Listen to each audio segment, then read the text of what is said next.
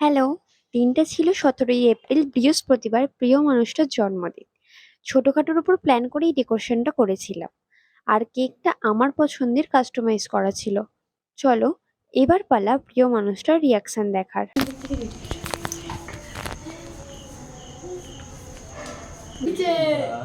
দেখুন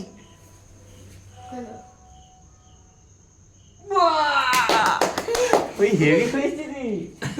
কেকটা কি পছন্দ হয়েছে? কি বললাম? হ্যাঁ হ্যাঁ।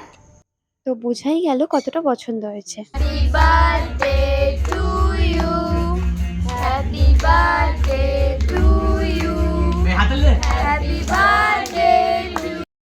কেক কাটিং শেষ, এবার গিফট আনবক্সিং এর পালা। আমার তরফ থেকে দেওয়া ওকে ওর পছন্দ মতন একটা ছোট্ট উপহার ছিল। একদমই টাইম ছিল না, তাই গিফটটা ভালো করে ডেকোরেশন করতে পারিনি। তো চলো নেক্সট গিফটের দিকে যাওয়া যাক। এই গিফটটা একটা ভাই দিয়েছিল। হ্যান্ড ওয়াচের ডায়ালটা ছিল খুব সুন্দর। তারপর সব শেষে ছিল খাওয়া দাওয়া। টাটা।